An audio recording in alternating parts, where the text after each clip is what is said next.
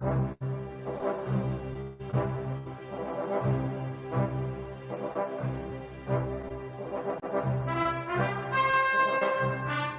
través de Radio Interferencia 106.3 FM, presentamos su programa Enigmas. Hechos inexplicables, casos paranormales, mitos, cuentos y leyendas. Temas interesantes como ovnis, OSNIs, culturas enigmáticas, civilizaciones desaparecidas y todo lo que para usted no tiene explicación.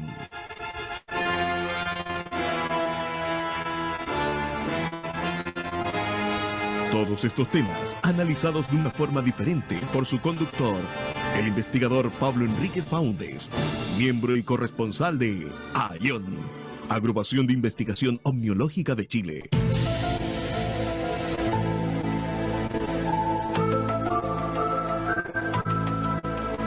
Junto a él, un destacado panel de expertos: Marcelo Moya, Germán Manríquez, Víctor Hidalgo e interesantes invitados, quienes le llevarán en un viaje por el tiempo y el espacio. Y ahora quedan en compañía de su programa Enigmas.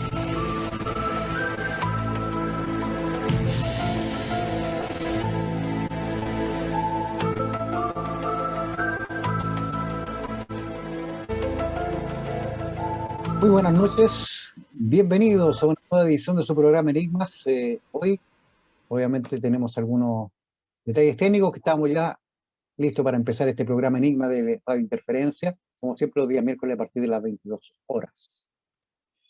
Damos la bienvenida a cada uno de nuestros amigos que están en sintonía de la radio, ya conectándose con nosotros a través de las diferentes páginas de las plataformas, ¿cierto? Como es la señal abierta, 106.3, la frecuencia modulada. También en radiointerferenciafm.com a través de la señal online. Y también en Facebook Live, Interferencia Quintero 106.3 FM. De esa forma estamos dando inicio a este programa Enigmas. Saludamos a nuestro querido amigo Germán Manríquez, que ya se encuentra con nosotros. Víctor Hidalgo, desde los Estados Unidos, el estado de Utah. También ya se nos va a acompañarnos, ¿cierto? A nosotros también Marcelo Moya, dentro de la posibilidad.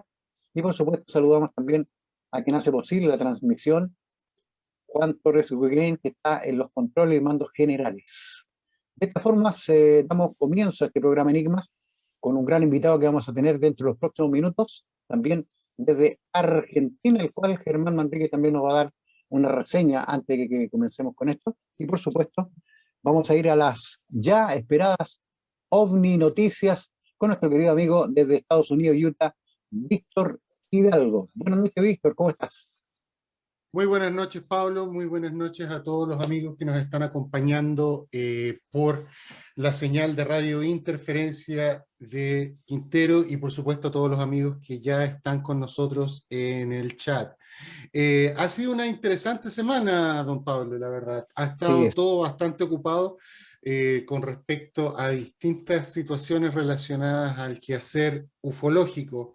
El día de hoy, en realidad, y también haciendo honor al tiempo que vamos a tener para seguir con nuestra pauta, vamos a estar hablando sucintamente acerca de un video, el cual salió no hace mucho, que venía a básicamente hablarnos acerca de el famoso encuentro en el Nimitz. Pero antes de llegar allá, quería ver si es que podía compartir un poco en pantalla, de lo contrario voy a simplemente apurar la situación. Probablemente en pantalla en estos momentos podemos ver la página del señor Mick West, quien va a ser foco central del análisis que estaremos haciendo dentro de poco, o que en realidad ya se hizo, y nosotros le estaremos mostrando. El señor Mick West es un escritor americano-británico, es un investigador de las fenomenologías, digamos, pseudocientíficas en cierta manera, particularmente teorías de conspiración y otras tantas, incluyendo el tema de los ovnis o UFOs desde su perspectiva, ¿no?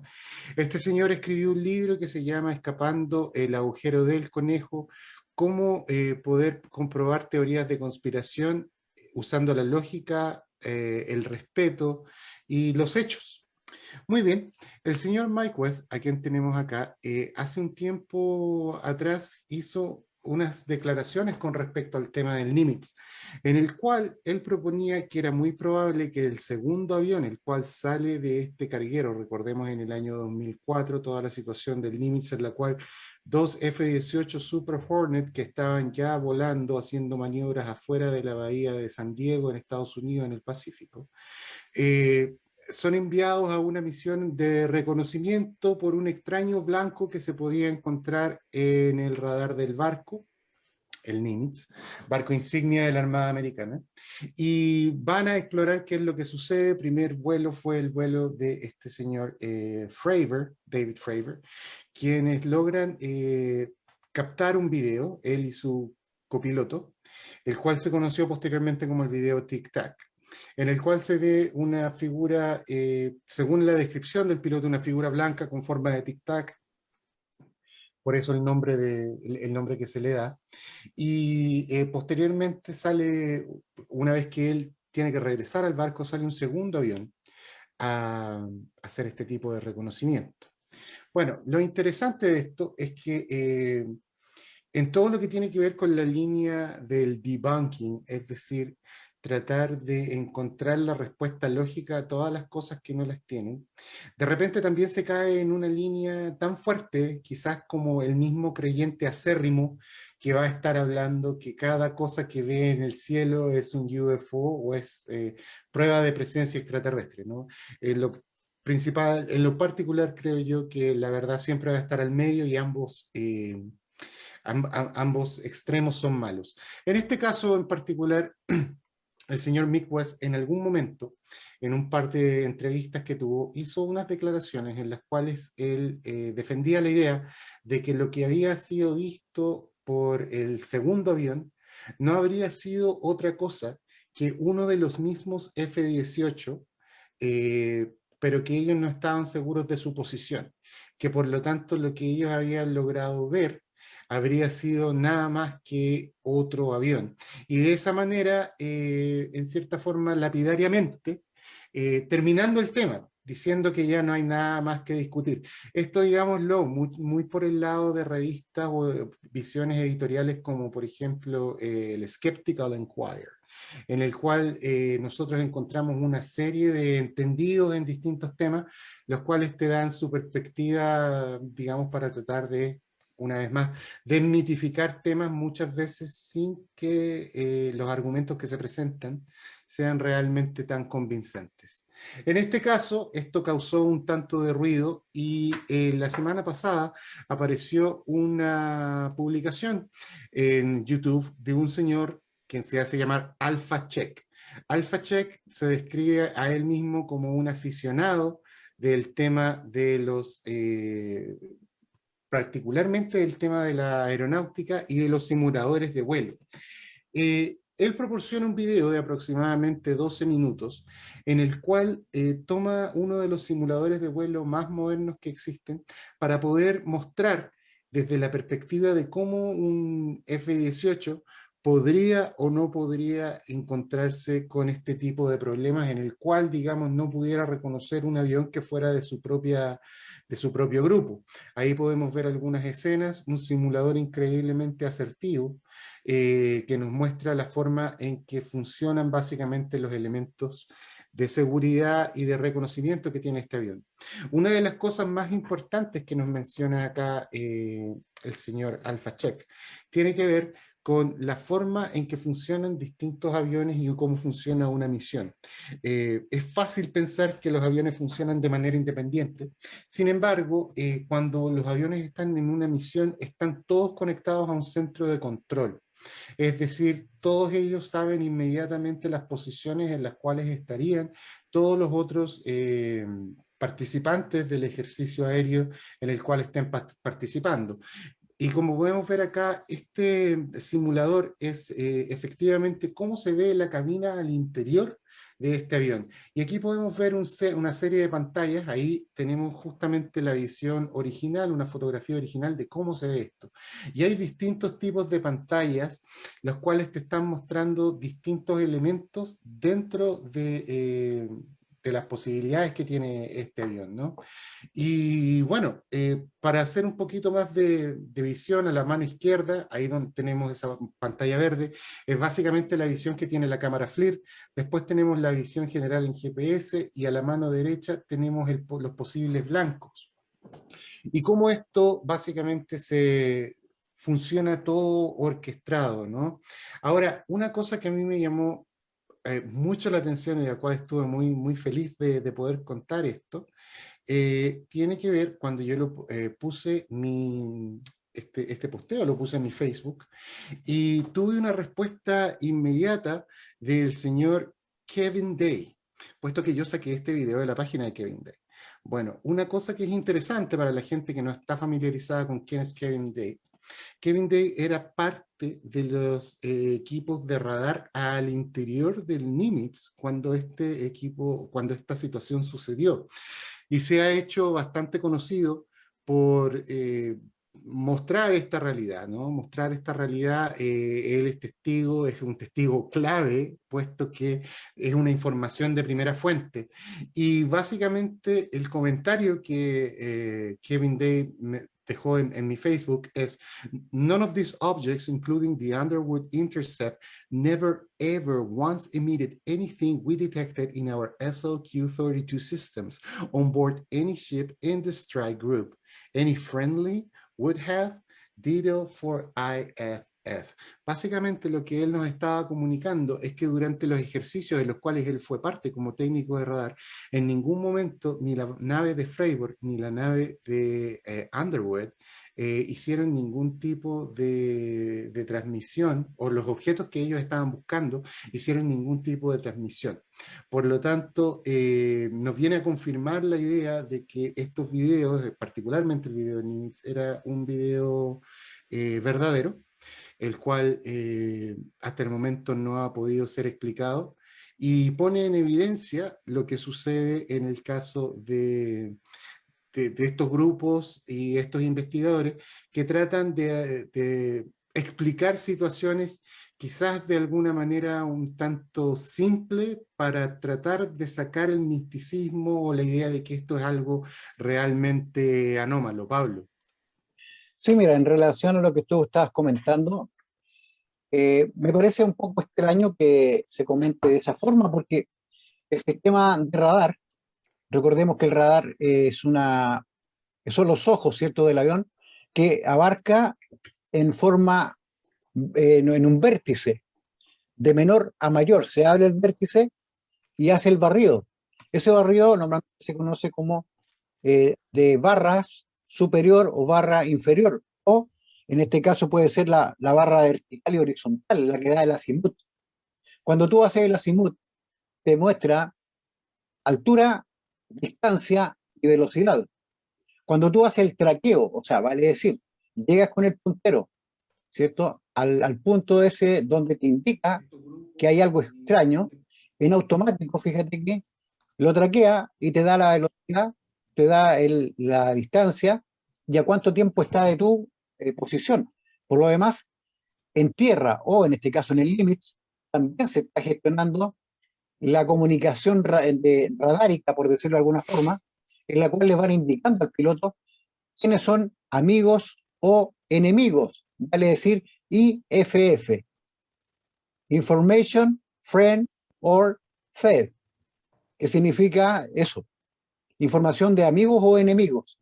El amigo se indica con un círculo, pero en la pantalla, que es la que tú mostrabas, ¿cierto?, en el lado derecho no aparece completa, sino que aparece media luna invertida, o sea, como una cúpula, con un punto en el centro y un punto al lado izquierdo que significa amigos. Y si fuera lo contrario, sería la misma cúpula con solamente un punto en el centro que significa desconocido, no significa enemigo. Creo que ahí ¿Cuándo lo es podemos ver enemigo? en directo, Pablo. Correcto, ahí voy explicando más o menos a la gente que está escuchando y viendo este programa. Cuando es enemigo, aparece una parte de un triángulo, un vértice en elevación, que se te indica que es definitivamente enemigo. Ya está traqueado y está indicado como enemigo. Si lo traquea otro compañero tuyo, como en este caso que habían dos Super Hornet en el aire, tendría que haber aparecido otra B invertida sobre la B inicial. Aparte de eso, el IFF te indica, ¿cierto?, la distancia y velocidad donde se encuentra. Ahora, si está usando el data link, le está dando las barras del vertical y horizontal para el azimut, en automático, entre más barras yo use en el radar, el recorrido va a ser más lento, pero a su vez va a tirar muchas rayas, ¿cierto?, en la horizontal y en la vertical para llegar al punto donde se está llegando en este caso, tal como se conoció este caso como el tic-tac. ¿Tic-tac por qué? Porque es la forma igual al dulce este que venden, ¿cierto?, esa cajita de tic-tac, ¿ya? Los dulces son de menta, de diferentes sabores, es la forma que se veía. Y al hacer el barrido, simplemente hay puntos fantasmas. Para que esos puntos fantasmas desaparezcan, le hacen el barrido nuevamente y van sincronizando y esticando las barras, vale decir, de 6 a 8 pasan a 4 y a 2. ¿Se entiende? Para que el barrido sea más corto. Al Correcto. hacer más corto, vuelve más rápido al punto fantasma porque van quedando unas trazas, y esas trazas hay que delimitarlas una vez que está traqueada, aparece en este caso en el tablero de vuelo, ¿cierto?, de instrumento, en la parte central media, delante de la caña de mando, en la que está Ahí mostrando, te estamos mostrando exactamente. en la parte central ahí aparece ubicación y distancia, ¿dónde están? Y en la parte izquierda superior, paralela a la donde está el barrido de radar, te indica posición, ángulos y, en este caso, IFF. Te Claro. indica si es conocido con el ANOR o definitivamente también te da un mensaje de amenazas por el RWR, posible amenazas. Si todo eso no apareció en el vuelo de ambos Horner, significa que o esto fue un ejercicio deliberado por parte del LIMIX para ver el comportamiento de los pilotos y ver qué intercomunicación tenían ellos para crear nuevos protocolos, en este caso de emergencia, porque recordemos que estaban sin armamento, porque era un ejercicio en la cuadra, ¿cierto?, denominada, ¿cierto?, para ese evento, porque de haber sido lo contrario, habría salido otros, en este caso, a interceptar porque se supone que ellos estaban haciendo ejercicio, pero siempre en la plataforma hay avión que está de seguridad, un avión que está con piloto a bordo y todo listo y es el que está de seguridad y de servicio, o sea, está 24/7 sentado ahí, Pero prácticamente. realmente es un privilegio poder tener la perspectiva de una persona que está ligada a todo lo que es la aeronáutica, como ustedes, nuestros queridos contertulios y los amigos que nos están escuchando sabrán. Don Pablo Enríquez tiene todo su background con la Fuerza Aérea y está bastante familiarizado con este tipo de, digamos, maniobras, formas de entrenamiento, etcétera.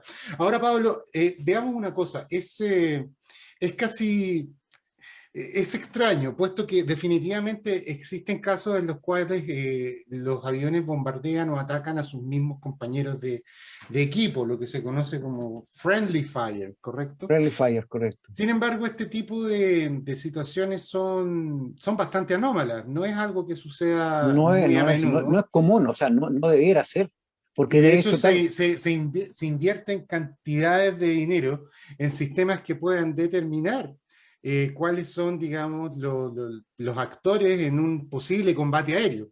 Cosa de no terminar eliminando a los propios tuyos, haciendo autogoles, digámoslo de esa manera, y con todo digamos, la consecuencia económica que esto trae, no solamente el perder un avión. Recordemos un F-18 Hornet, son acerca de, ¿cuánto era? ¿100.000?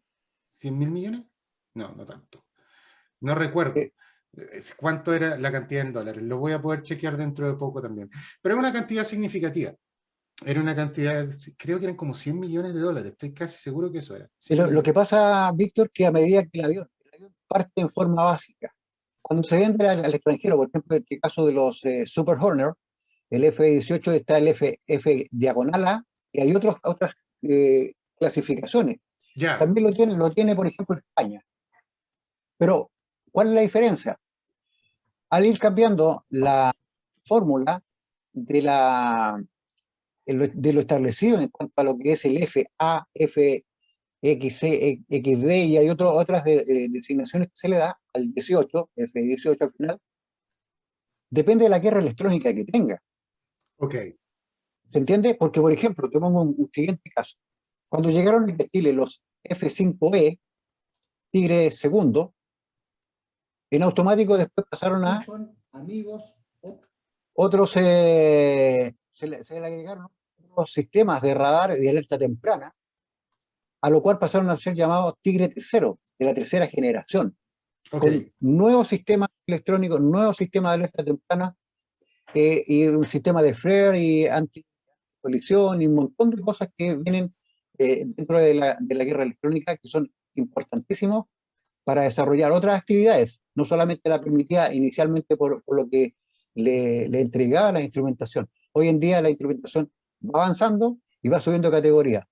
En este caso, como te puse como ejemplo el Tigre 2, el F5E, pasó de Tigre tercero por la nomenclatura que se le agregó a posterior para una alerta temprana, digamos, electrónicamente hablando, y se le agrega otros tips y otras capacidades también de progresión y también de rastreo.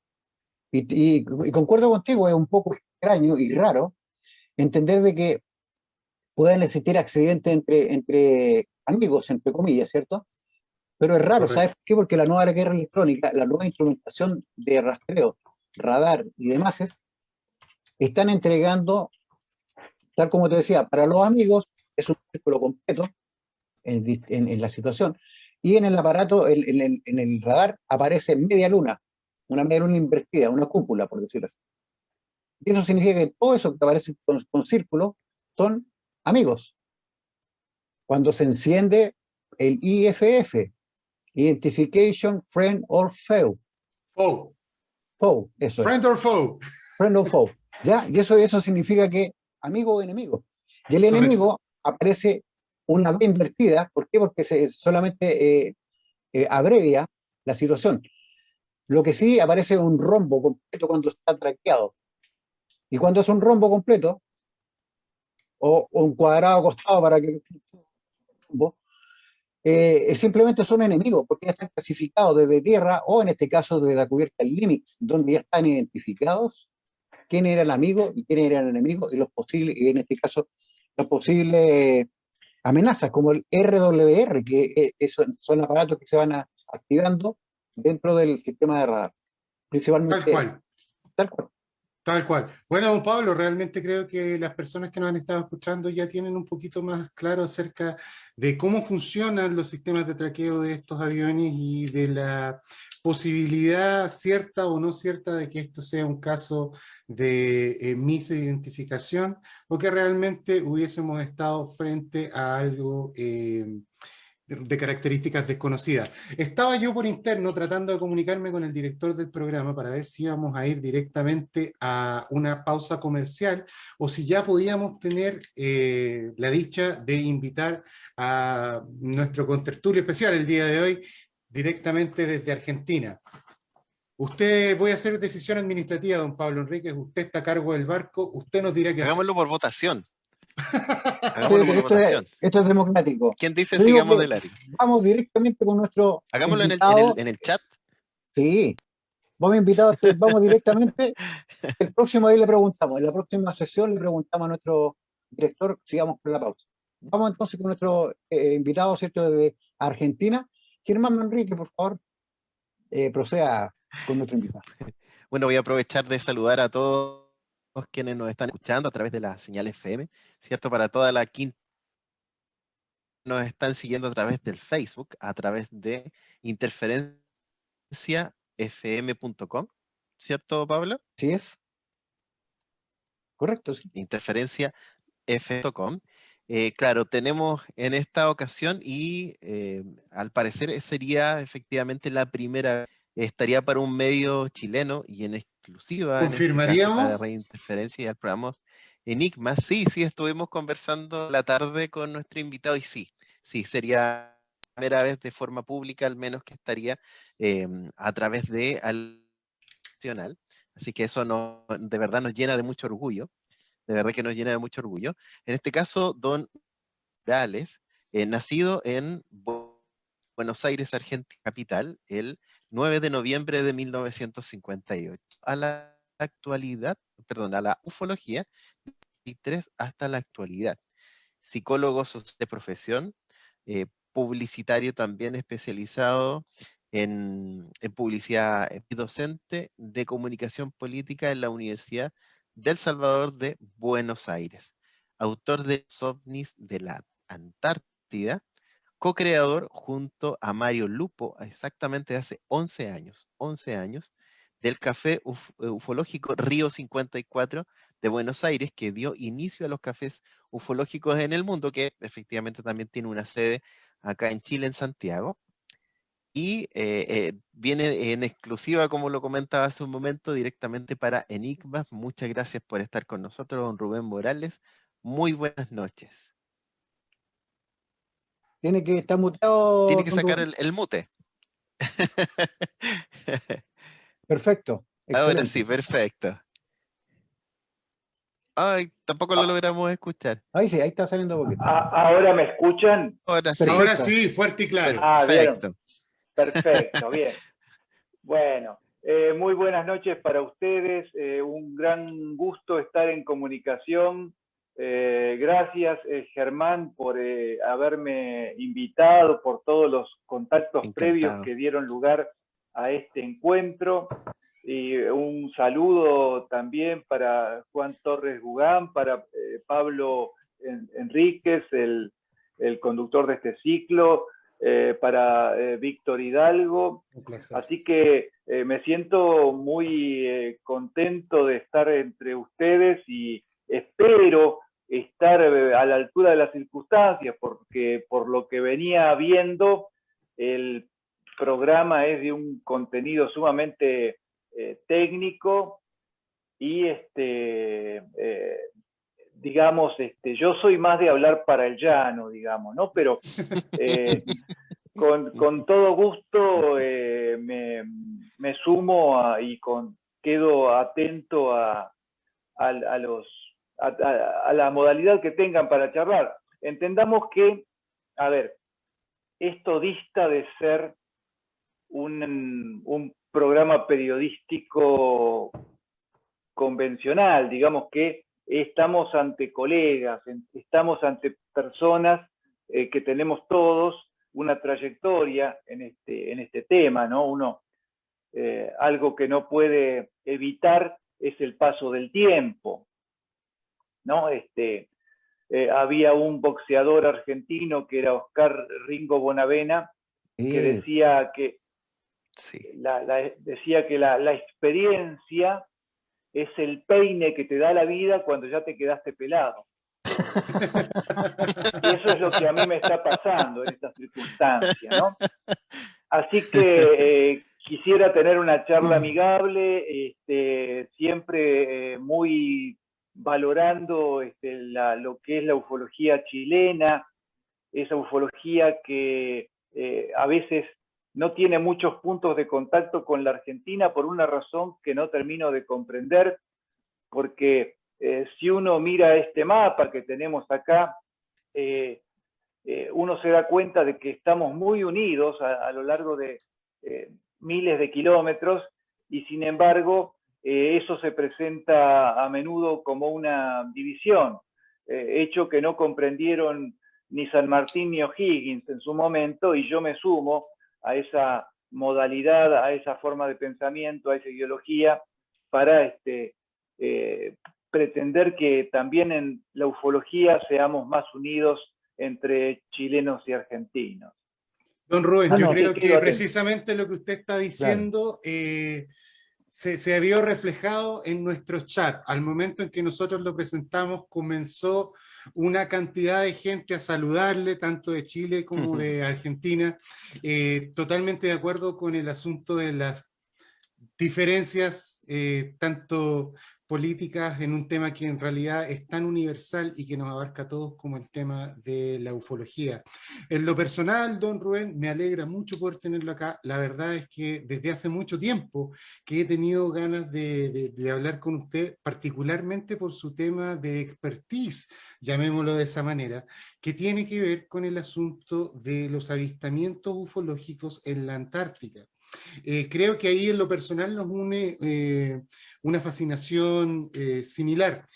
A mí el tema del contacto en la Antártica, particularmente de lo que eran las exploraciones ya a partir de comienzos del siglo XX, un poquito antes, me fascina.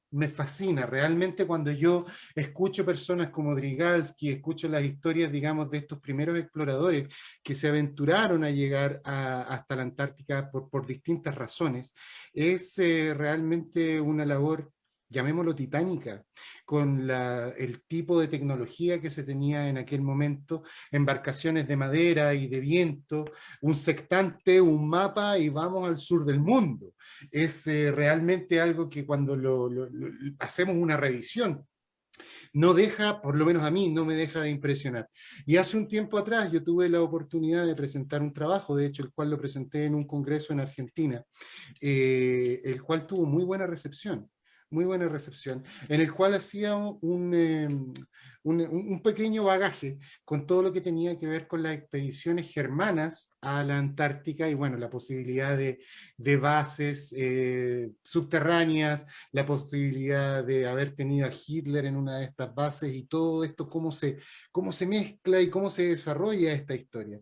Sin embargo, lo que es esa primera parte, lo que es la primera parte de las primeras llegadas de tanto latinos como europeos a la Antártica, lo encuentro fascinante. Y ya para que podamos empezar un poco más en tema, en materia, don Rubén, ¿desde cuándo se comienza a registrar o en su investigación, desde cuándo usted comienza a escuchar acerca de avistamientos de objetos aéreos anómalos en la Antártica? Probablemente, a ver, hay, digamos,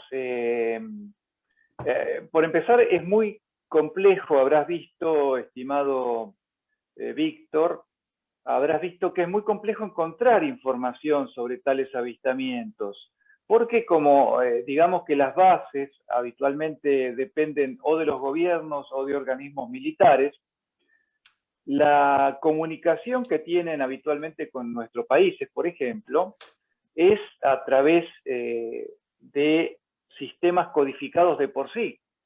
Es, digamos, es información clasificada en la medida que es información procedente de una base militar. Entonces, es muy difícil, o sea, no hay periodismo independiente en la Antártida. Digamos, no hay periodismo independiente y no hay animales de cuatro patas. Claro. Esas dos cosas no hay.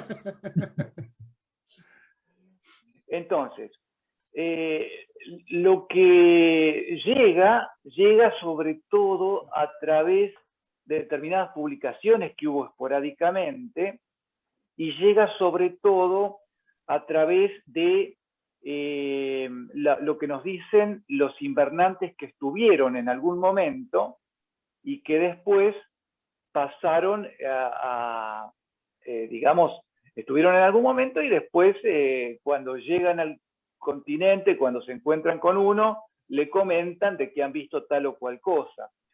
Pero probablemente uno de los casos más antiguos que obviamente está citado en mi libro, Los ovnis de la Antártida, es el del capitán Orrego en el año 1949.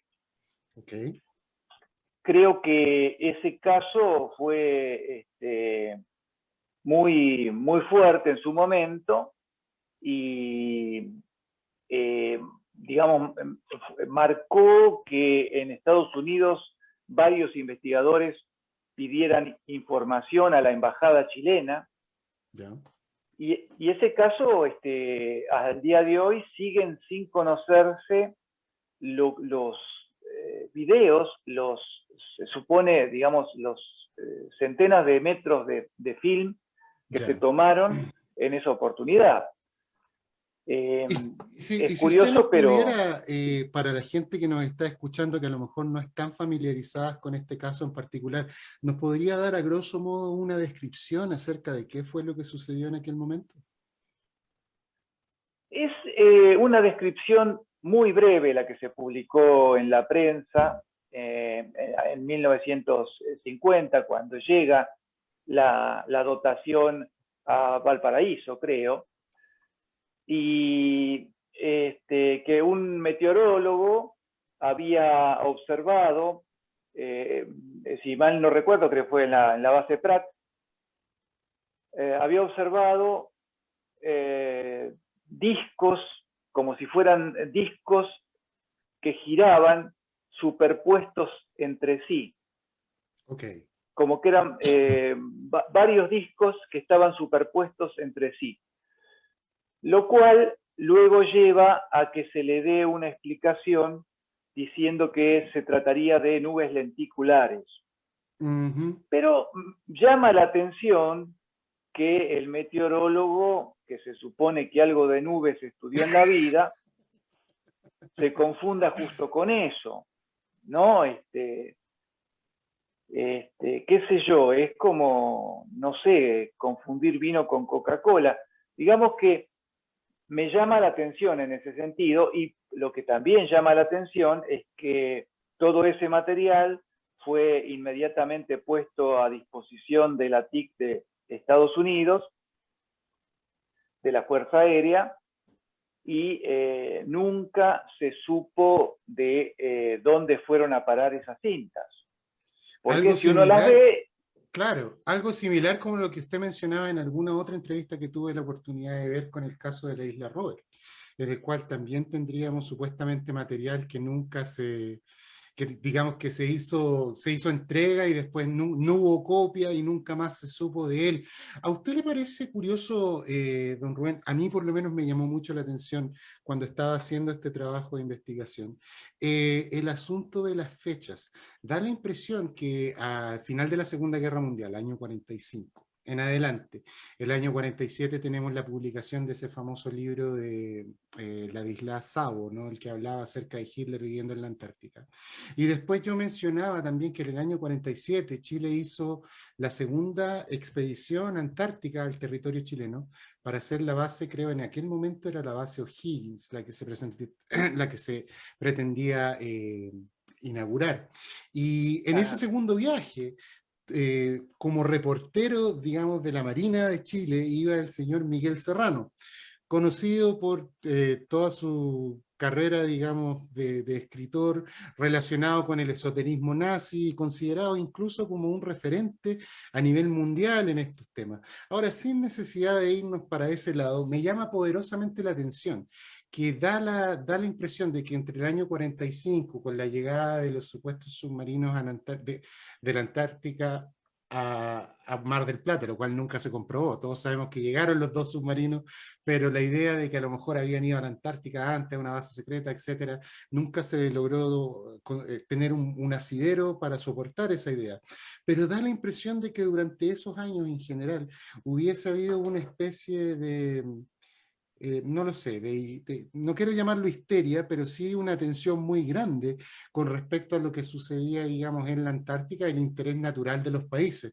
Entre el año, digamos, 46-47 tenemos la operación High Jump, tenemos la segunda campaña chilena a la Antártica, tenemos también ya, si no me equivoco, la Armada Argentina también estaba realizando misiones importantes en ese terreno. Y bueno, da la impresión de que todo eso como que generó en cierta cierta manera un bus informativo que buscaba este tipo de experiencias, ¿no? Y después ya tenemos, si es que no me equivoco, en el año 50 y algo, 58 fue el caso de la isla Robert. 56.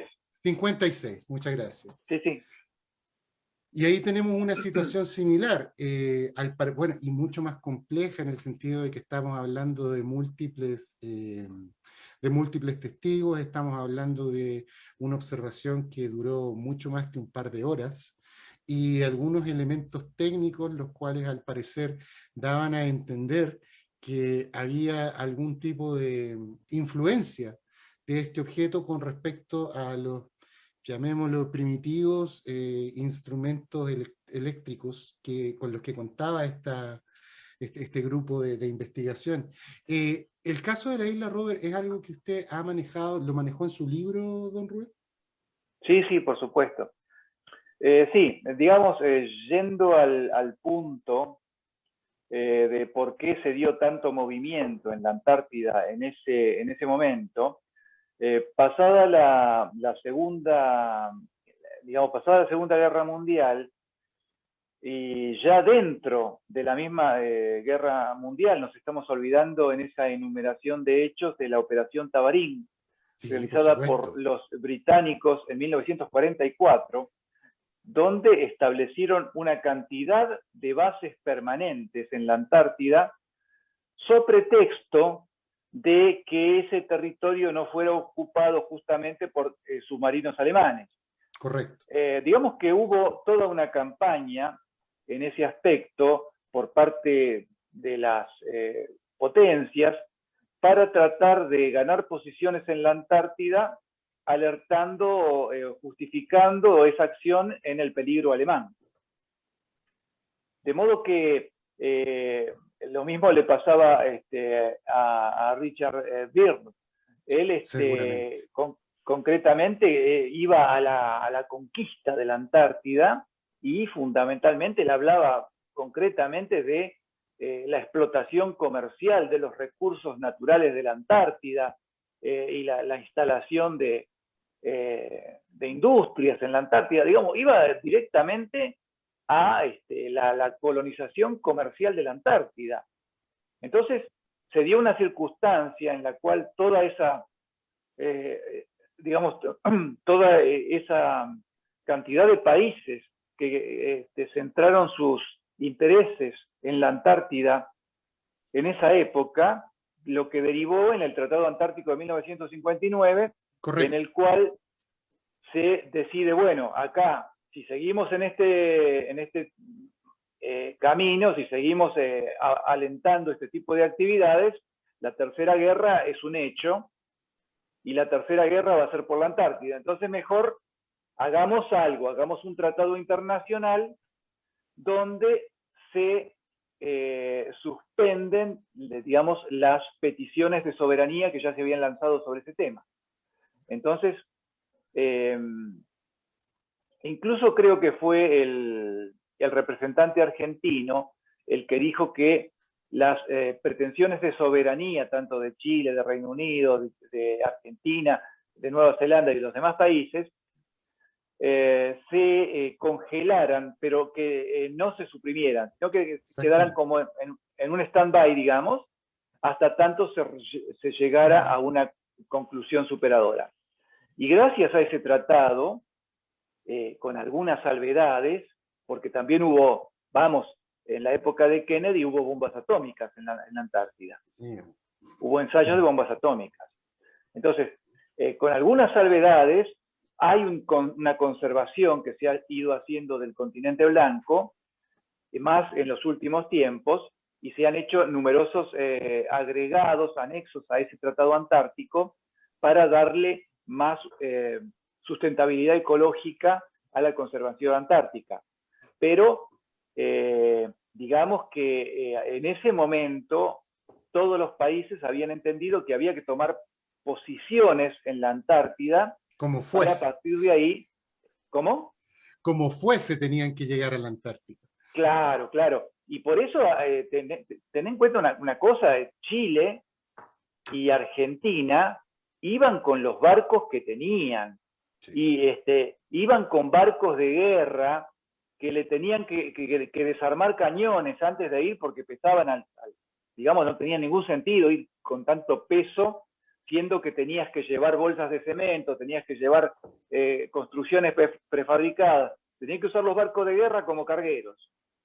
Y entonces se veían en una situación compleja. Cuando la Argentina hace su primera expedición a la Antártida, fueron con un barco mercante, al que le reforzaron un poco el casco, el Santa Micaela era, y le reforzaron un poco el casco con unas chapas para que no se rompa con el hielo, y fueron con eso.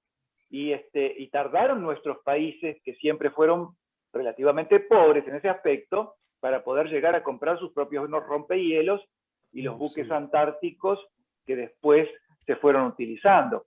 Pero realmente es muy valorable esa época en que salían las pequeñas embarcaciones, incluso los llamados avisos o remolcadores de mar, que salían del sur cargados con bolsa de cemento hasta el techo, y que de pronto los agarraba una ola grande y le tiraba las bolsas para abajo.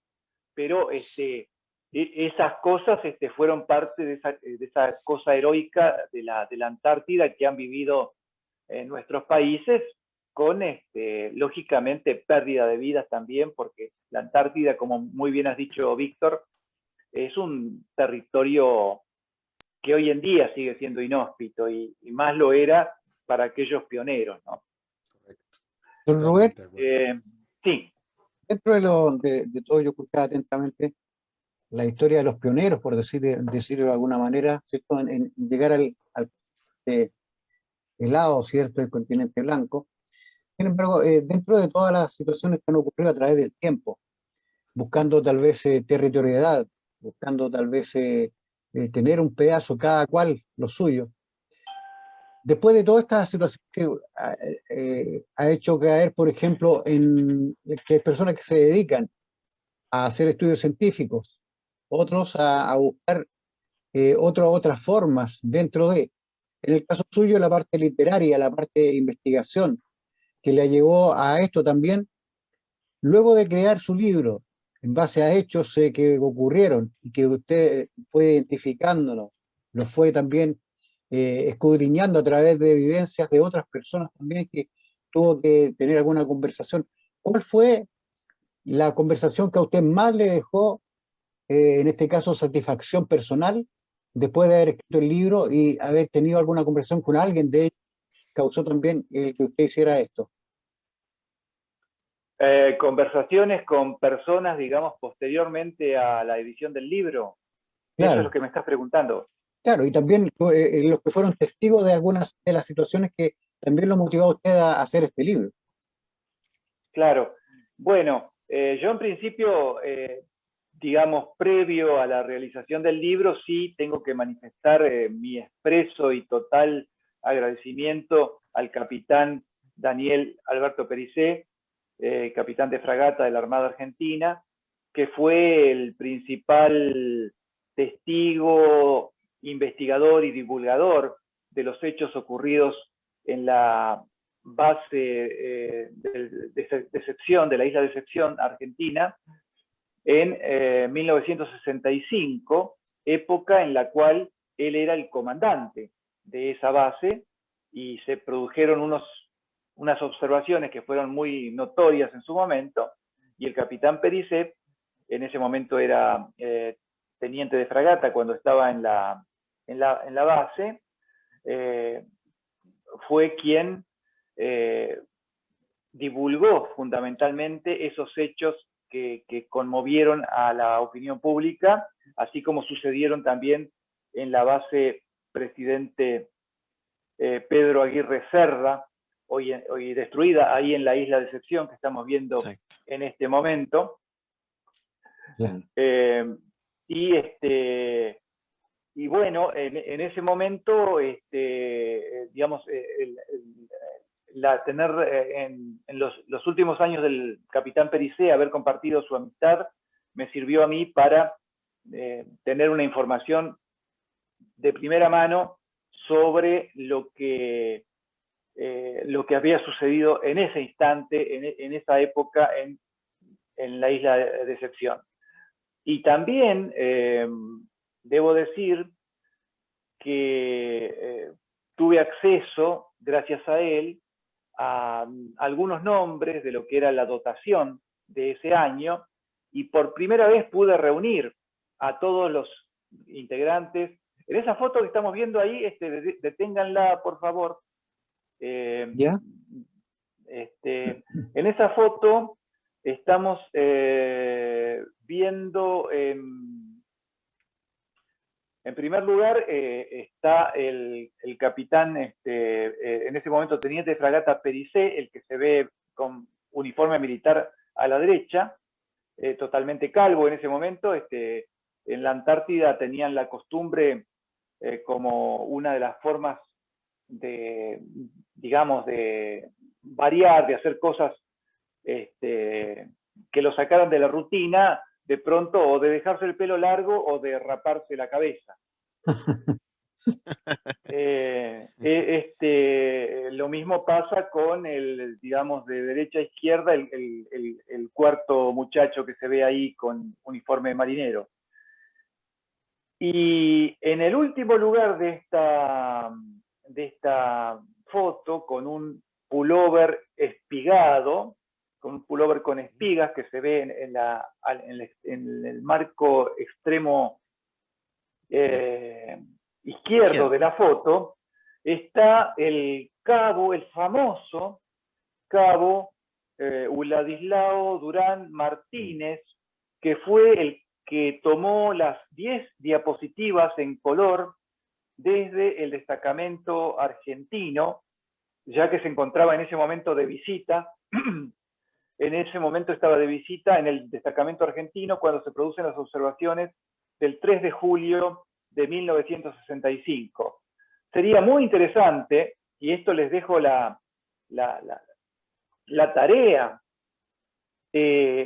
a ver si alguien puede localizar a él o a alguno de sus descendientes y que tal vez pueda dar algún testimonio acerca de lo que sucedió, porque fue destacado en los medios de la época como uno de los protagonistas fundamentales de aquella noche.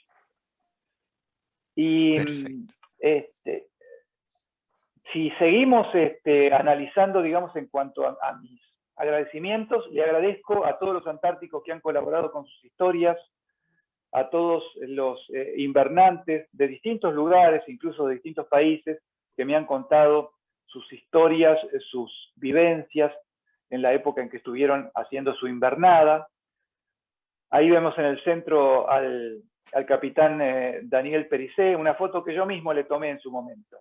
Lo vemos en el centro, vemos un libro que había escrito, que yo le ayudé a editarlo en sus últimos años, un libro muy raro, un libro editado, digamos, por el Instituto de Publicaciones Navales, que depende del Círculo de Oficiales de Mar de la Armada Argentina, un libro firmado por un capitán de fragata y que habla de ovnis.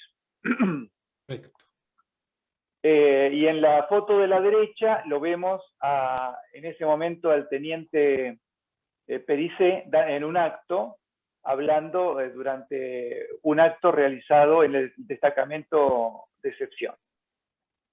¿Qué se puede ver atrás de su... Bueno, atrás de su espalda se veía el equipo Wincofon que se usaba para pasar la música. Ahí está, ahí lo estamos entrando. Ahí se está viendo nuevamente en pantalla. Don Rubén, de todas las experiencias que usted ha logrado recopilar, que no son pocas, ¿cuál cree usted, a su juicio, que es una quizás de las más misteriosas, de los más misteriosos encuentros que usted conoce en territorio antártico? Bueno, si vamos al caso, esa que has mencionado antes, Víctor, de la isla Robert, me causó un impacto muy, muy fuerte, sobre todo porque estamos viendo ahora el destacamento de Decepción, la base argentina, que curiosamente esa construcción se conserva intacta hoy en día. Wow. No fue afectada en su momento por el volcán en gran medida, le rompió un poco el techo de la cocina, pero fuera de eso quedó perfecto. Y luego se lo ha ido manteniendo y está igual con esas 3 ventanas adelante hoy en día. Pero les decía, el caso de de la isla Robert, si quieren, lo relatamos un poquito para... Sería Sí, por genial. favor. Genial. A ver, no sé si tienes material sobre el caso propiamente de Isla Robert para poner en diapositiva. Si no, puedo tratar de buscar yo también. Vamos a buscar algo que es guardado. A ver, si no, trato de ver si puedo hacer una pequeña presentación, si puedo. Sí, sí. Claro, Si claro que sí. sale, bienvenido. Fantástico. Habilitada la opción de compartir, así que no hay ningún problema. Puede compartir Está pantalla en la cualquier opción. momento. Bueno, Sí. vamos a ver si puedo, a ver. No hay problema. Don Rubén, mientras usted está haciendo eso, a mí Sí, me señor. gustaría retomar lo que está sucediendo en el chat, a todos los amigos que nos están viendo, a todos los amigos que están compartiendo con nosotros en esta noche. Me gustaría mencionar a algunos: José Alfredo Reyes, el señor Eliseo Andrés Villagra, que está con nosotros. Muy buenas noches, saludos desde Santiago Centro. Cristian González, hola amigos de la auténtica Confederación Galáctica. Muchas gracias, Cristian. Ajá.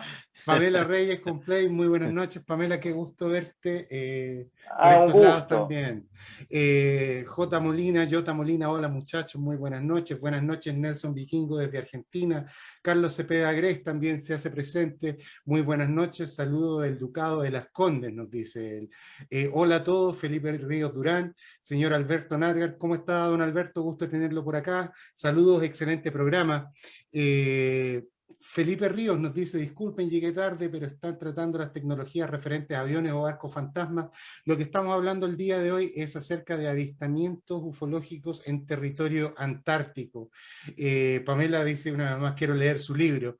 Lili Gurú le Guevara dice, también está Gurú con Morales. nosotros. Gurú Morales, tal cual. Claro, claro. Sí. Buenas noches, saluditos. Felipe Ríos dice: don Rubén, me comprendo que en la Argentina existe contactos con extraterrestres a través de la radio, al igual que el caso como Friendship en Chile. Eso lo podemos dejar quizás para un poco más adelante, pero ahí está la pregunta. Claudia Aguilera también se hace presente. Hola, buenas noches a todos. ¿Qué tal, Claudia? ¿Cómo estás? Y bueno, así suma y sigue. Así que no sé si ya está listo, don Rubén, cuando usted guste. Víctor, tengo un saludo especial que tengo que mandar, que no me van a retar. Diga, don Pablo. Así nomás, la tía Leonor. Un saludo especial para ella, la tía Leonor dijo que la saludara, así que si no la saludo me va a retar.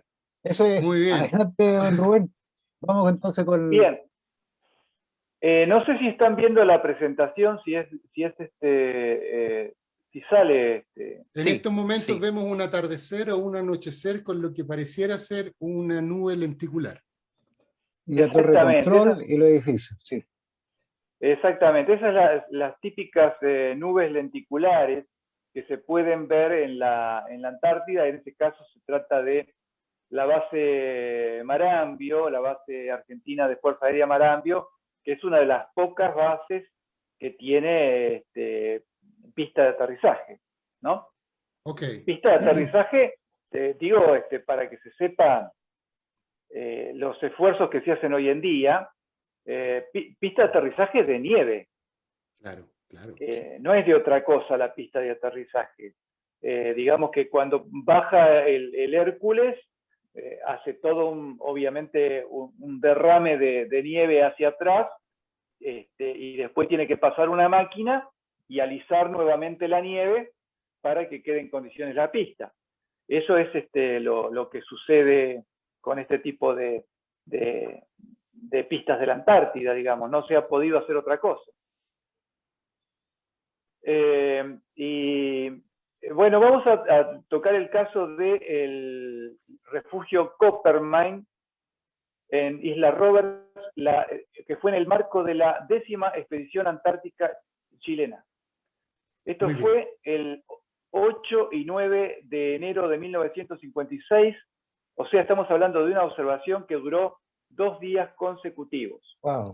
Ah, Y que nos hace acordar un poco, ¿se acuerdan de esta imagen? ¿De qué película era? Ah, sí, sí. Sí, sí, sí. Hace poco la Eh, estuvimos viendo nuevamente. de la película Arrival, o La Llegada, se la La La llegada. presentó, llegada. que, Arriba. claro, que había unos óvalos que aparecían y que se quedaban quietos ahí, y después todo el problema era ver cómo hacía uno para poder comunicarse con eso. Porque eso es un tema, siempre se habla de qué lindo comunicarse con los extraterrestres, Pero ¿cómo? pero, Claro. pero ¿cómo? Hola, ¿qué tal? ¿Qué estás haciendo? Y no creo que te contesten algo, digamos, ¿no? Y este caso está incluido dentro de la web de la CFA. No sé si ahora, en base a toda la información que ha corrido, habrán modificado la página, pero me llamó la atención que en ese momento la nota, digamos, estaba publicada con los nombres con seudónimo de los protagonistas, y también se decía que era en la isla Robertson. Ahí ven que dice isla Robertson, que queda del otro lado, nada que ver. Es una Claro. isla, o sea, se ve que por una cuestión fonética entró la confusión entre isla Roberts e isla Robertson. Pero la isla Roberts queda en lo que es el archipiélago de las Shetland del Sur. Y la isla Robertson queda en el mar de Weddell, del otro lado de la península antártica. Entonces, eso me causó mucha confusión a mí, porque empecé a buscar información y encontré contradicciones. Por eso en la primera edición del libro, que no es esta, digamos, la primera edición del libro no es esta es la segunda.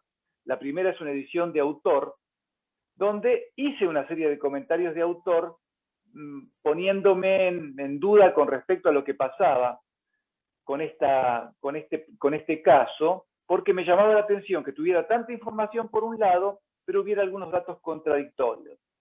Y entonces empiezo a encontrar información sobre esa expedición antártica, y aparecen, como se ven en esta nota, que aparecen nombres, aparecen datos, aparece que fue la fragata Baquedano, el petrolero Rancagua,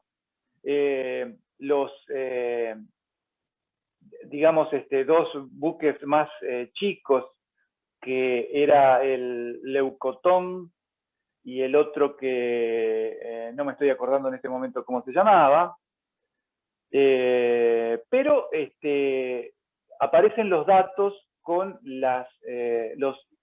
ahí está, el otro patrullero que era el Lientour, con todos los datos. Aquí pueden ver, por ejemplo, una lista de nombres, y esto me da la pauta de que hay otra información que no se está conociendo y que se podía llegar a acceder a los nombres de quienes habían sido los protagonistas. En el medio de todo esto me pongo en comunicación con Pablo Petrovich, y que me habla de que él había conocido a Jorge Moder, que había participado con él de la investigación del tema en las sombras, porque era un catedrático muy reconocido, y que empiezo a tener los nombres de quienes habían sido los científicos que habían participado de esa expedición. Y se trató de los profesores Celestino Castro, de la Universidad Nacional de Chile, y Jorge Moder, que era de la Pontificia Universidad Católica. Castro era biólogo y de hecho realizó muchos estudios de biología marina luego en sus años de catedrático en Chile, y Moder era fundamentalmente geólogo, montañista, especializado en glaciología y geología. hombre que había, antes de ir a la Antártida, había subido 3 veces a la Aconcagua y que tenía Wow. una hipótesis, Sí. había publicado un trabajo científico sobre un posible origen volcánico del Aconcagua. Wow. Bueno, ahí vemos con esto les comento algo que no es casual o sí es casual, no sé, yo les digo, estas fotos yo las he ido tomando, como ven, del Archivo Histórico de la Armada, están publicadas en internet. Ahí se ve a la fragata en navegación y después, en determinado momento me contacta Pato Abusleme, lo conocen a Pato Sí, Abusleme por Hoffman, supuesto, seguramente. Patricio Claro que Abusleme. sí. Y entonces me dice que quería que le dé los links de estas imágenes que yo había puesto en el libro. Y le dije, pero si las referencias están a pie de página, dije, ¿por qué no las busca él, no? Que se tome la molestia. Y entonces busco yo en las referencias y vi que mucho de este material está inaccesible en este momento. Oh, wow. Por eso no lo podía encontrar. Oh. Entonces, vamos hablando de varias cosas. Acá están los 4 buques, en ese momento en Decepción, donde hicieron base cuando llegaron en esa 10ª campaña antártica chilena, los 4 buques, la fragata Baquedano, el que tiene la chimenea más alta es el petrolero Rancagua, buque de transporte y petrolero, y los 2 patrulleros, 2 buques muy chiquitos, como se pueden dar cuenta, el Lientour y el Leucotón. Ahí está la fragata Baquedano en una exhibición, digamos, en una formación. Y vamos a hablar de lo que pasó en el refugio Coppermine, Isla Roberts, donde acá tenemos los nombres de quienes participaron. El doctor ingeniero Jorge Moder Jorquera, geólogo y glaciólogo de la Universidad Católica de Chile, el profesor Celestino Castro Alvarenga, biólogo de la Universidad Nacional de Chile, el sargento primero Héctor Juan Adofachi, un enfermero de la Armada de Chile, y el señor Abelardo Báez, técnico en biología, un técnico de 17 años de la Universidad Nacional de Chile. Wow. Anoten el nombre en la mente de Abelardo Báez. Ya lo tenemos. Vamos a... Este es el archipiélago, ahí tienen, de las Shetland del Sur, arriba de la península antártica. Correcto. Esa península a la cual cada país la bautiza con un nombre distinto, ¿no? Tierra de O'Higgins, Tierra de San Martín, Tierra de Graham. Es la península antártica, es lo que, digamos, lo que tengo atrás en la espalda en este mapa bicontinental, donde ahí, en esa península antártica, es la continuación de la cordillera de los Andes. Correcto. Y es, por así decirlo, esa península, la unión de Chile y Argentina. Esa, digamos que si en algún momento alguien puede decir, tengo algún petitorio de soberanía sobre la Antártida, ahí tiene que estar Chile y ahí tiene que estar Argentina. Bien, muy bien. En ese punto. Exactamente. Ahí vemos la isla Roberts, es una isla chiquita dentro de lo que son las Shetland, ahí arriba de la península antártica hacia el oeste. Ajá. Y es una isla que hoy en día tiene mucha fauna, con el cambio climático tiene cada vez más vegetación. Esto, digamos, si sigue así el cambio climático en la Antártida, pronto hay que sembrar palmeras, porque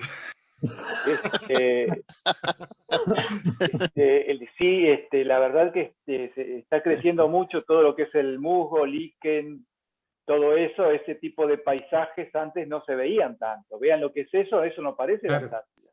es cierto. Pero una isla con mucho, digamos, Aumenta mucho la temperatura. atractivo. Exactamente.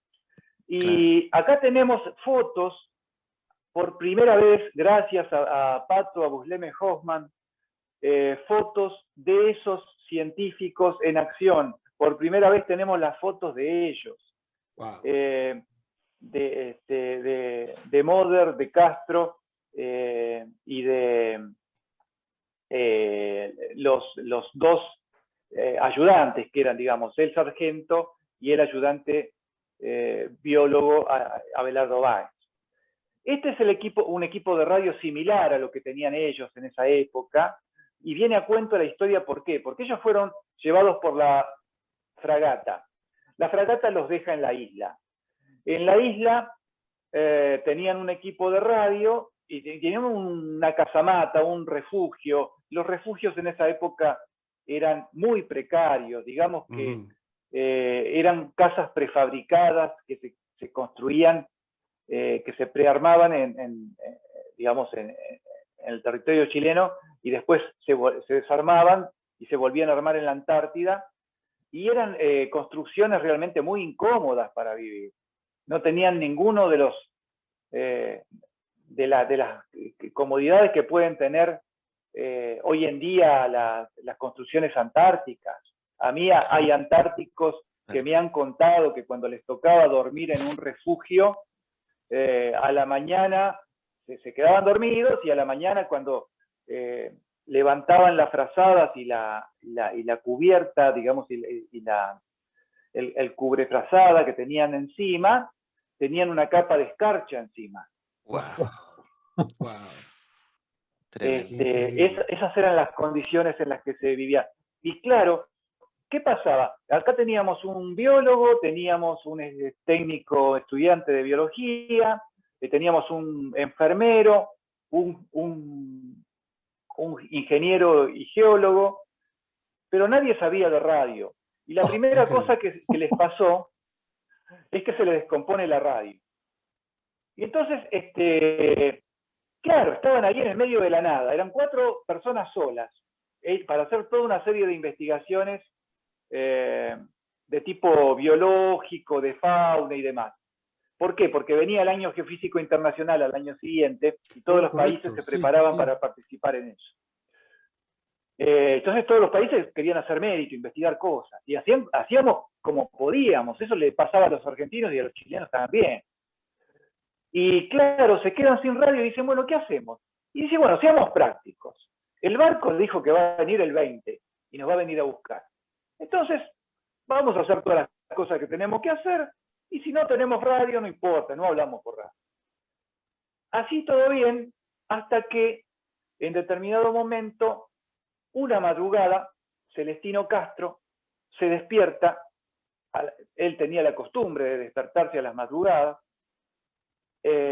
y mira afuera y ve esto. Concretamente, 2 cilindros, digamos, como si fueran 2 cilindros que están puestos verticalmente en el cielo, quietos, sin ningún movimiento. Sin ningún movimiento, o sea, no oscilaban, no vibraban, no se movían con el viento, estaban quietos como si estuvieran todo el tiempo quietos ahí desde siempre, como si fueran parte del paisaje, como las piedras que se ven abajo. Así estaban quietos. Y claro, este hombre ve eso y dice, ¿qué hago? Entonces entra al refugio y lo despierta a Moder, que odiaba que lo despertaran molestándolo por todo tipo de cosas que se vieran. Entonces, pero claro, se despierta, ve la cara que tenía el otro y dice, bueno, acá pasa algo raro. Entonces sale también, lo ven juntos y dice, bueno, vamos a despertar a los otros. Y dijeron, no, mejor dejemos que se despierten solos, porque a lo mejor estamos viendo una alucinación. A lo mejor esto es un problema nuestro. Wow. Tengamos en cuenta que eran científicos. Okay. Entonces, tenían todas esas previsiones. A lo mejor es un problema nuestro, dejemos que vengan los otros. Finalmente salen los otros y lo ven. y lo ven, y una vez que lo ven, en determinado momento, hay uno de los objetos que empieza a hacer una serie de maniobras rapidísimas, dejando como un arco iris a su paso. Wow. Y eso lo hizo Tremendo. durante varios minutos, haciendo todo ese tipo de maniobras, hasta que finalmente vuelve a quedar en el mismo lugar. Y luego de unos minutos más, el otro objeto, el otro cilindro, hace también toda una serie de maniobras para demostrarle que los dos podían hacer lo mismo. Wow. Todo un despliegue acrobático ante sus ojos. Y después se quedan mirando. Fíjense, este libro, esto está en el libro de Albert Castillo. Ahí están los esquemas, supuestamente, de cómo se movieron esos objetos en ese desplazamiento. Y a la izquierda está la imagen de cómo sería uno de esos objetos. Digamos que tendrían unos 25 metros de diámetro por 150 metros de alto, una cosa así. Wow. Wow. Sí. Y bueno, ya que estaban, tenían cámaras fotográficas, tenían filmadoras, prismáticos, tenían teodolito, utilizaron todos los medios que tenían disponibles a su alcance para lograr registrar a estos objetos. Y es a lo que me decías, Víctor, antes, de que registraron centenares de metros de película y muchos rollos de diapositivas, de fotografías. También tenían 2 detectores Geiger de radioactividad de distinto, digamos, que registraban por distintos sistemas, y comenzaron a notar que la radioactividad era muy superior a la normal, como que era como 40 veces superior a la normal. En determinado momento, incluso, uno de los científicos tuvo la idea de agarrar uno de estos aparatitos de la manija y ir caminando por el suelo nevado hacia uno de los objetos, y mientras tanto iba mirando la aguja a ver cómo se movía, y efectivamente, a medida que se acercaba al objeto, aumentaba la radioactividad.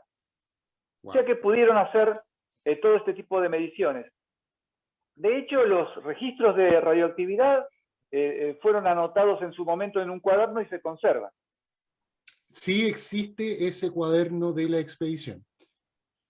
No es un cuaderno de la expedición, fue un cuaderno que anotó en su momento Jorge Moder, tengo entendido.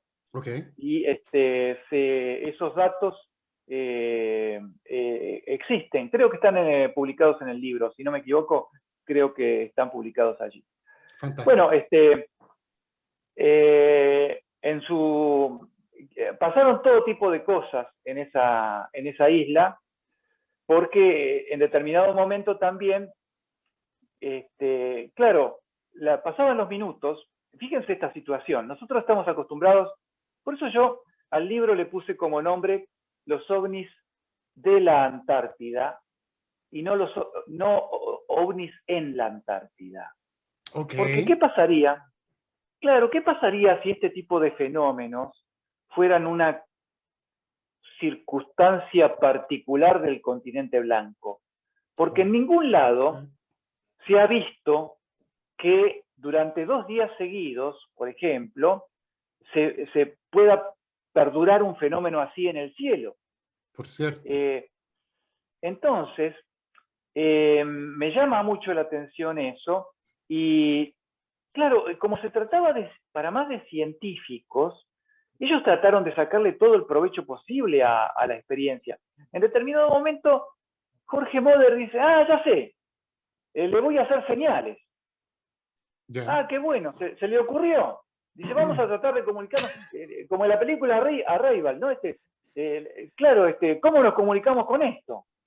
Entonces utilizó una linterna de luz polarizada, que era, bueno, ahí a la derecha, no tengo una imagen propiamente de lo que eran ese tipo de linternas que se usaban en aquella época para, digamos, la luz polarizada se utilizaba para reflejarla sobre las rocas y en base a la reflexión. digamos, a la refracción, a los colores que da, te da una idea sobre la composición de la piedra, ¿no es cierto? Todo como un espectrograma. Exactamente, digamos, es un antecesor lejano del láser. Claro. Pero con una luz de esas empezó Moder a hacerle señales, a aprender y a apagar, digamos, a hacer señales con eso, y cuando le hace señales, uno de los objetos empieza a bajar. Wow. Empieza a bajar un cilindro, claro, empieza a bajar, y en determinado momento se empieza a acercar, y según dicen ellos, lo vieron como si fuera ya del tamaño de un automóvil, que ya lo tenían muy cerquita. Y en ese momento Celestino Castro entró en pánico, le arrancó la lámpara de luz polarizada, la tiró al suelo, la pisó para romperla, y le dijo, pero ¿estás loco? Si eso sigue descendiendo, vamos a tener más radioactividad. Oh, ¿verdad? El factor Sí. de la radioactividad. Ok, ya, tiene Claro, sentido. él pensó bien. Dice, Correcto. va a aumentar la radioactividad y nos va a matar esto. Entonces, dio por terminada la experiencia y finalmente el objeto subió y volvió a quedar en su lugar. Todo este episodio se fue dando a lo largo de 2 días consecutivos y finalmente vino la fragata Baquedano, a retirarlos mucho tiempo antes del 20 que estaba previsto. Creo que el día 13 más o menos volvió la fragata. Se ve que, claro, se dieron cuenta de que no tenían comunicación de radio y habrán dicho, y no los vamos a dejar tirados ahí. Por supuesto. Entonces, apresuraron el viaje y fueron a rescatarlos. Pero cuando suben a la fragata, hablan con el capitán de la flota, y el comandante de la flota les dice, bueno, dice, quédense tranquilos, esto es normal acá, esto pasa habitualmente, y ya les habló del caso de Orrego en su momento, y les dijo que siempre cuando hay este tipo de situaciones, la costumbre es notificar a la Fuerza Aérea de los Estados Unidos y enviarle un detalle sobre todo lo que se observó en base a unos formularios que iban a tener que completar. Ok. Bueno, ¿qué sucedió? Efectivamente, le entregaron todo el material fílmico y fotográfico y le llenaron los formularios que se producían para el proyecto Libro Azul, el proyecto Blue Book. Okay. Nunca más se volvió a saber de ese material fotográfico y fílmico. Ahora, ¿este luego, caso fue incluido en el proyecto Blue Book, don Rubén? Y evidentemente tiene que estar incluido, si bien no tengo las referencias directas. Ajá, No, okay. Digamos, no tenemos las referencias que tenemos son referencias chilenas, son referencias de que se llenaron esos formularios, pero no tenemos las referencias por parte de Estados Unidos, en el sentido de que también hay que ver con mucha cautela cuando se habla de esto, de que se está desclasificando, de que se está informando, de que se está llegando a la gran divulgación. Sí. Ojo con todo esto, porque yo busco la información que se publica y termino encontrando que es siempre la misma. Entonces, estemos atentos a que no sea todo una gran maniobra de propaganda que se esté dando en este momento con respecto a lo que se está haciendo desde el país del norte, ¿no? No hay duda. Pero recién en 1967, en la publicación histórica UFO Chile, fue que se publica el caso y se publica también en el Mercurio en aquella época.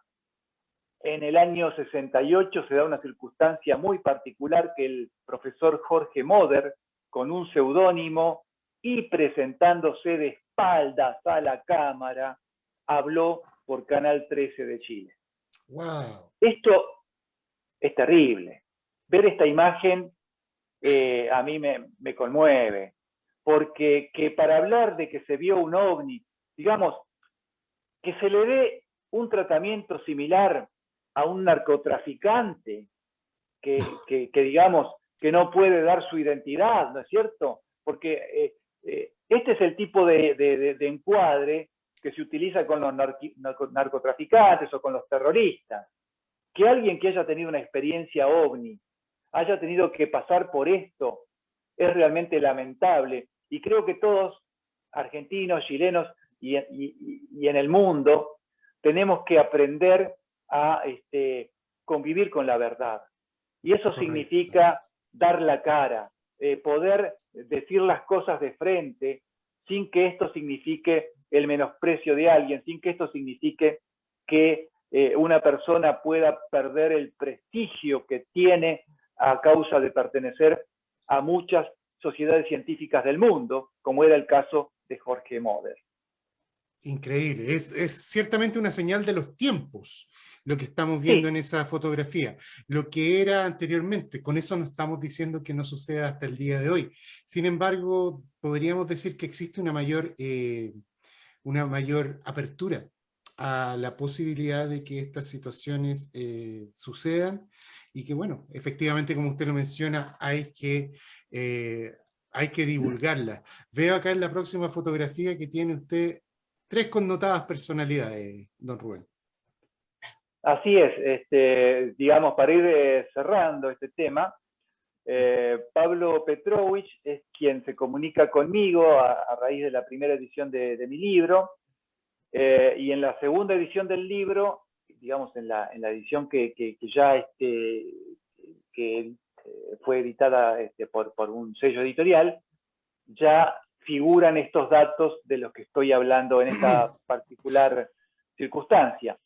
Pero a partir de ahí aparece también Patricio Abusleme, y él, bueno, empieza a dialogar conmigo. Tenemos un diálogo muy habitual con él sobre estos temas, muy puntual sobre determinados temas, y logra algo en base al libro. Fíjense cómo se van concatenando las cosas y cómo podemos hablar de una investigación colaborativa, que ha sido una investigación colaborativa, si se quiere, argentino-chilena, porque gracias a los datos que están en el libro, Pato logra localizar a Abelardo Báez. Wow. Miembro de la expedición. Miembro de la expedición que en ese momento tenía 17 años. Wow. Y que en la entrevista que le hace, eso es material de un libro que él se lo reserva, como pasa con todos los autores que guardan el suspenso sobre lo que van a publicar, digamos, no podemos develar de qué se trata, pero en esa entrevista, concretamente, lo que tenemos es la confirmación testimonial, por fin, del caso, a través de Abelardo Báez, quien le dijo 2 cosas adicionales que sí las podemos decir. Una, que él no cree que se haya visto ese objeto, esos 2 objetos, durante 2 días consecutivos. Okay. Él cree que fueron más días. Ok. Ok. Wow. Él cree que fueron 3 o más días. Y que como a la altura que estaban, y teniendo en cuenta que ellos lo midieron con teodolito, midieron la altura, midieron los tamaños, midieron el Tuvieron lugar mucho exacto tiempo para donde estaba, hacerlo. todo el tiempo que tenían, hicieron todas Claro. las mediciones que podían hacer. Él sostiene que eso es imposible que lo hayan visto ellos solos, que tuvo que Oh, haberse visto de la base Pratt, que tuvo que haberse visto de Decepción, que tuvo que haberse visto desde otros lugares. Wow. Y que los demás deben haberlo visto y no dijeron nada. claro que sí.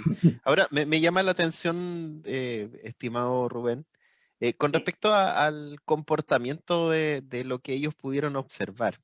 En primera instancia, a mí, digamos, la impresión que me queda es que estos objetos estaban actuando para ellos cuatro, técnicamente. Claro, sí, claro. Estaban actuando para ellos, estaban ahí por ellos, porque actuar justamente en el momento en el que ellos tienen esta posibilidad de interactuar, el tema de la luz, ¿cierto? Con la que intentan generar algún tipo de contacto, y la respuesta que tiene de eso, siento que estaba ahí para ellos, para que ellos pudieran verlos. Y lo otro también llamativo, que con tanta soltura, ¿cierto? Quienes fueron a buscarlos finalmente en el buque, le indicaran de que era algo totalmente normal y que ya tenían muchas historias con respecto a eso. También es tremendamente Sí, sí, llamativo. sí, sí, absolutamente, sí, sí. Bueno, para cerrar, esta es la foto, el que está con sombrero, ese jovencito que está con sombrero es Abelardo Báez, en aquella ocasión, digamos, antes de viajar a la Antártida, junto con el enfermero en este caso, que está con el uniforme de la Armada. Así que voy cerrando esta presentación. Dejo de compartir la presentación, ahí está. Don Rubén, este es uno de los Sí, extraños casos en los cuales trato de mantenerme en silencio durante todo el programa.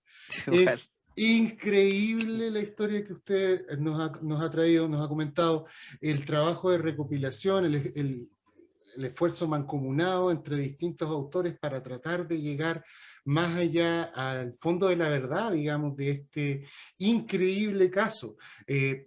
No sé, yo estaba pensando si es que puedo recordar algún caso en el cual estemos hablando de 2 días de avistamiento, posteriormente 3 o más, según lo que dice esta señora Abelardo Báez. Realmente las circunstancias de este caso son realmente increíbles. Antes que todo, el agradecimiento, don Rubén. Muchas gracias por tener la amabilidad de compartir con nosotros esta información, compartir con toda nuestra audiencia. No tengo duda que este va a ser un programa que va a dejar huellas. Probablemente vamos a tener muchos más comentarios al sí. respecto a medida que la gente que no ha tenido la posibilidad de verlo en vivo esté con nosotros. Seguíamos con una gran cantidad de comentarios. Fíjese, muchos de ellos son saludos.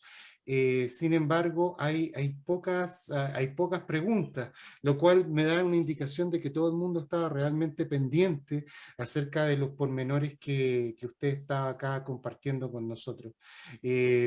Muy agradecido, don Rubén, estoy realmente sorprendido y sí, estoy falto de palabras. Sí, Algo raro. me pasó algo similar a lo que dices tú, Víctor, de verdad. Mientras estaba don Rubén contando y comentando todos estos detalles de estos casos, iban haciendo preguntas, pero a medida que iban haciendo preguntas con esa capacidad tan clara de poder contar todos los detalles de don Rubén, se iban contestando de forma automática. Entonces no Sí. tenía posibilidad de poder consultar porque no me daba el tiempo, porque digamos, con tanto detalle, con tanto lujo, de verdad que además ni siquiera da para interrumpir, de Claro. verdad que Y le yo íbamos a preguntar de feliz. tantas otras cosas Sí, más también. sí, quedaron muchos temas más Quedaron pendientes muchos temas pendientes. sí, que nosotros ayer conversamos en la reunión de pauta y quedaron ahí, no pudimos, pero feliz, de verdad, encantado, encantado. bien, yo de mi parte, como devolución de esto también les quiero decir, para pensarlo también, que hemos contado este caso tan complejo, tan rico en detalles, y le agradezco a ustedes la posibilidad de poder hacerlo, porque siendo que son 4, bueno, es lógico que quieran intervenir y Sí. sacarle, sacarle definiciones al entrevistado. Les agradezco que me hayan dado la posibilidad de poder explicarlo para que la gente lo entienda, para que los amigos Correcto. y las amigas que escuchan lo entiendan. Sí. Pero también les quiero decir una cosa que quedó ahí flotando, que para redactar este caso, para relatarlo de manera tan completa, en Sí. ningún momento tuve que mencionar la palabra extraterrestre. No, No. en absoluto. ¿Eh?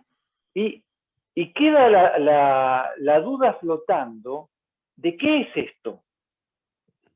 Porque tampoco es la explicación simplista del clásico platillo. Claro. Digamos que esto se presta para muchas otras interpretaciones y Exacto. dejo, digamos, me refugio en la palabra ovni como palabra neutra, como palabra centrada en su definición, en su sigla de no identificado, que es para mí lo que da a entender lo que es este caso, ¿no? Completamente. No tengo una interpretación. Y de hecho mi libro es prácticamente sin... La parte de las conclusiones es la peor, digamos, porque es como que las conclusiones las saque el propio lector y se van concatenando los casos y que el propio lector diga lo que quiera después de eso, está en su verdadero derecho. Tiene usted toda la razón. Don Rubén, Completamente. antes de que nos vamos, estamos viendo acá su libro, Los ovnis de la Antártida. Antártida. Siempre Antártida. hay una diferencia entre Antártica y Antártida. En este caso, los ovnis de la Antártida. Don Rubén, ¿dónde puede encontrarlo la gente que esté interesada en saber un poco más acerca de su trabajo? ¿Cuáles son las redes sociales las cuales usted utiliza más habitualmente? Bueno, mi problema es el siguiente. Yo, con el tema de la pandemia, he tratado, tengo, digamos, libros para ofrecer, tengo libros en calidad de autor, pero con el tema de la pandemia he limitado los envíos y todo eso para evitar justamente tener que participar en grupos de gente que se juntan en los correos, ¿no? Pero si, digamos, el libro está editado por Ediciones Argentinidad, que es Ediciones Argentinidad es como si ustedes tuvieran Ediciones Chilenidad, ¿no? Claro. Merecerían tenerlo desde ya. De todas maneras. Creo que tenemos que hacer eso. Claro, es una editorial que se especializa en libros de tipo militar, de libros relacionados con temas militares, con temas que tienen que ver con la guerra de Malvinas, por ejemplo, y con temas históricos del ejército y temas antárticos también. Así que es interesante eso por el nivel que le da al libro el hecho de tener un sello editorial que de alguna manera lo jerarquiza, ¿no? Y por eso les digo, si es en Chile, yo lo que buscaría, si tratan de buscar el libro, en ese tipo de librerías un tanto raras que venden libros sobre temas bélicos. En ese tipo, no lo busquen en librerías de autoayuda, de esoterismo. Metafísica, por ahí no va la cosa. Metafísica, claro. Cúrese usted mismo, porque todos los libros de OVNI terminan cayendo en ese estante, digamos, ¿no? Pero este en particular lo pueden encontrar en en librerías que tengan que ver con lo militar. Y si no, bueno, pónganse en contacto conmigo y trataré de hacer algún tipo de envío por correo. Me molesta un poco el tema de los envíos por correo por el hecho de que el costo del correo es mucho Sí. más caro que el libro. Muchas y eso, veces. digamos, Y sí, lo encarece lamentablemente. yo estoy radicado en Estados Unidos, en Utah, y lo que usted dice es 100% verdad. Muchas veces me ha sido muy difícil conseguir un libro, precisamente por el hecho de que el envío es más caro que el libro, lo cual generalmente no me provoca tanto problema, pero también en el caso como lo que estamos viviendo ahora, un envío desde Sudamérica hasta acá, por ejemplo, puede llegar a tomar hasta un mes y medio antes de que finalmente esté en mi puerta. Claro, Es. sí, hemos retrocedido en algunos aspectos. Sí. Estimado don Rubén, Sí. bueno, más que nada de agradecerle el hecho de haber aceptado nuestra invitación. Esperamos que se haya sentido cómodo en este programa. Así somos los contertulios, escuchamos la buena conversación y sobre todo queremos en alguna oportunidad tenerlos nuevamente para ver si logramos alguno de los contactos con los que usted ya nos dejó dando aquí, ¿cierto?, los tips de las diferentes personas, a ver si logramos tener otro comunicado con alguno de los testigos originales. Así que muchísimas gracias por estar con nosotros. Bueno, muy agradecido Pablo, muy agradecido Víctor, Germán, Juan Torres Guiñón, que lo estoy viendo por allí. Si bien no participó mucho Juan Torres, pero bueno, Estaba saliendo de otro programa. Yo iba saliendo directo a controlarlo a usted, pero muchas gracias y un saludo cordial a usted, don Rubén. Siempre muy interesante todos los misterios de la Antártida. Eso nos llama mucho la atención siempre. Bueno, un saludo para todos ustedes, para toda la audiencia, para todos los seguidores de este ciclo. Un saludo vulcano para todos ustedes. Acá, ahí. Yo lo puedo hacer también. Gurú, sí, se puede, ya no queda duda porque de dónde viene eso de gurú. Un placer, don Rubén. Muchas gracias. Un abrazo, muchas gracias, Rubén. Hasta la próxima. Muchas gracias. Muchas gracias. Buenas noches para todos. Yo llegué solamente a dar los agradecimientos a nuestros socios colaboradores, que me imagino que Pablito los dio en el comienzo, pero no los escuché. No alcanzamos. Que son Ganadera Santa Paulina, por supuesto, un saludo cordial para ellos, del Pasaje Café, distribuidora de confites J&S y... Se la estoy dando en bandeja, Pablo, y no me pesca. Bueno, congelado Puerto Frío, pues. Hablando de la Antártida, congelado Puerto Frío. ¿Y si van de parte de Pablo Enríquez? Van a pasar más frío. Te cobran la cuenta de Pablo Enríquez. Cobran la cuenta Pablo Enríquez, sí, cuidado. Yo quiero Nos encontramos agradecer la sintonía a todos. Hoy día ha sido una jornada maratónica a través de nuestra señal FM, la señal online y el Facebook, que ha estado candente desde tempranito con el otro programa. Todavía me están llegando mensajes de gracias. Muchas gracias. Nos están viendo harto. Y siguieron con ustedes con Enigma, por supuesto, que ha estado maravilloso. Así que muy bueno. Invitados para la próxima semana. Como siempre. Se viene el miércoles a las 22 horas, programa Enigmas, con grandes invitados como el que tuvimos hoy día, don Rubén Morales desde Argentina. Muchas gracias. Buenas noches. Buenas noches. Buenas noches.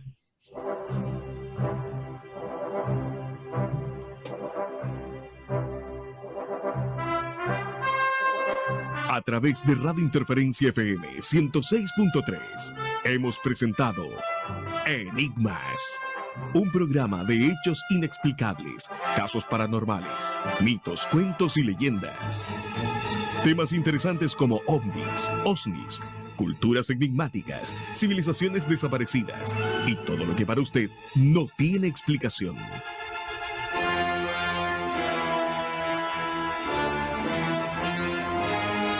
Temas analizados de una forma diferente por su conductor, el investigador Pablo Enríquez Faúndez, miembro y corresponsal de AION, Agrupación de Investigación Omniológica de Chile.